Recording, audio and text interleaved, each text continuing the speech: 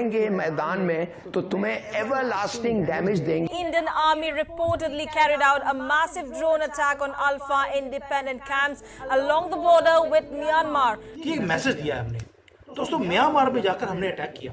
Yes, वहां पे उल्फा थे जो वहां पर टेररिस्ट क्रिएट करते हैं और भारत में भेजते हैं।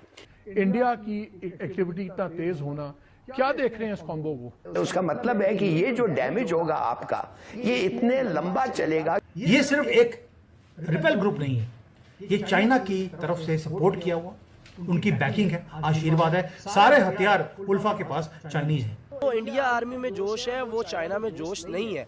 वो उनका 20,000 है कि आप 40 पे भी कहेंगे वो खड़े हो जाएंगे। उनका जो एक अपना तिरंगा है, वो अपनी भारत माँ कहते हैं, इंडिया जिंदाबाद। पाकिस्तान के जवाबी हमले में भारत का कोई नुकसान नहीं हुआ।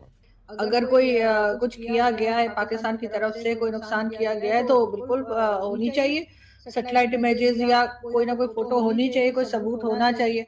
लेकिन अभी तक पाकिस्तान की तरफ से कोई जवाब दिया नहीं गया। ये सर्जिकल स्ट्राइक सीधे सीधे चीन के आधिपत्य के ऊपर उसको चैलेंज करते हुए हिंदुस्तान ने ये बड़ा एक्शन लिया है। आखिर चीनी सदर कहां गायब हो गए? क्या उन्हें गायब कर दिया गया?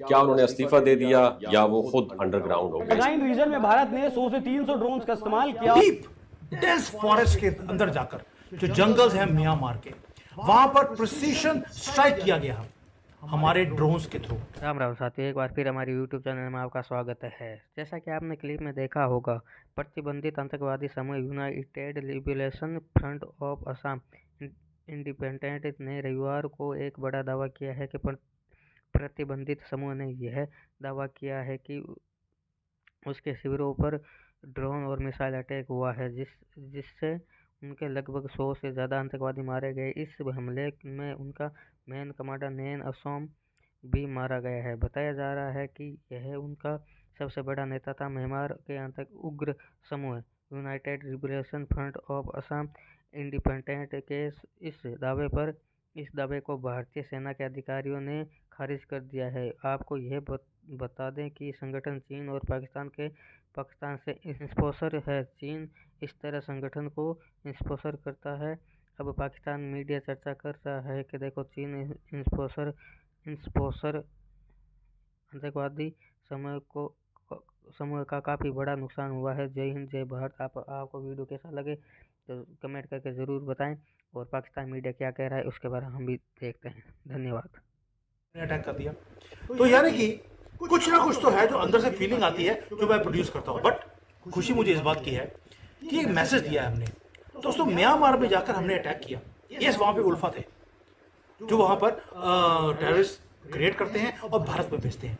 लेकिन आपने वहां जाकर अटैक कर कुछ तो है जो आपने किया है और मैसेज भेजा है किसी को। ये बहुत इंपॉर्टेंट मैसेज है जो मैं आपके साथ शेयर करने वाला हूँ। Who are those players जिसको मैसेज दे रहे हैं, और ये इंपॉर्टेंट क्यों था वहां जाना, ये सारी डिटेल में बात करेंगे और गर्व के साथ भारत माता की जय दोबारा से लिखेंगे। मुझे लगता है सुबह से लेके अब तक ऑलमोस्ट 10,000 से ज्यादा तो मेरे पास मैसेज आ गए हैं कमेंट्स के अंदर, भारत माता की जय। ये बनता भी है और बार बार होगा अब तो, क्योंकि जुलाई का मैं पहले बोला था आपको कि जुलाई से लेकर अक्टूबर तक मोदी जी रौद्र रूप लेने वाले हैं। वो बोलेंगे यहाँ पर ऑपरेशन सिंदूर हम पाकिस्तान के साथ करेंगे, लेकिन मोदी जी की आदत है जहां दिखाते हैं करते कुछ और है। तो उन्होंने सिंदूर डाल दिया म्यांमार में जाकर, और ये हिस्टोरिकल दिन है, संडे का दिन, जब आप अभी रेस्ट कर रहे हैं संडे वाले दिन। लेकिन हमारी जो एनएसए है, हमारी सिक्योरिटी फोर्सेस हैं, रा है, वो रेस्ट नहीं कर रही थी। डीप डेंस फॉरेस्ट के अंदर जाकर, जो जंगल्स हैं म्यांमार के, वहां पर प्रिसीजन स्ट्राइक किया गया हमारे ड्रोन्स के थ्रू। कोई फाइटर प्लेन नहीं किया, कोई आदमी नहीं किया, सिर्फ ड्रोन्स। और उसके बाद जो प्रिसीजन स्ट्राइक्स करे हैं, जो टारगेटेड हमने, जो टेररिस्ट के डेल में जाकर हमने घुस के मारना था, वो काम किया है। और ये वो ग्रुप है उल्फा 1 जो चाहता है कि असम को भारत से अलग किया जाए। उल्फा की क्या औकात है यार, आप सोच के देखिए कि वो भारत से असम को अलग कर देगा। बिल्कुल भी नहीं है। That means we have to be clear कि who is ULFA in reality. ये सिर्फ एक रिपेल ग्रुप नहीं है, ये चाइना की तरफ से सपोर्ट किया हुआ, उनकी बैकिंग है, आशीर्वाद है। सारे हथियार उल्फा के पास चाइनीज हैं और फंडिंग आती है आईएसआई से, पाकिस्तान से। और आपको मालूम है इनका सबका एक ही एजेंडा है कि नॉर्थ ईस्ट को भारत से अलग किया जाए, ताकि जो भारत की सॉवरेनिटी है 7 स्टेट्स को अलग करना है। उल्फा अकेला काम नहीं करता दोस्तों, वो हमेशा बोलता है कि हमें असम को सेपरेट करना है, एक सेपरेट सॉवरेन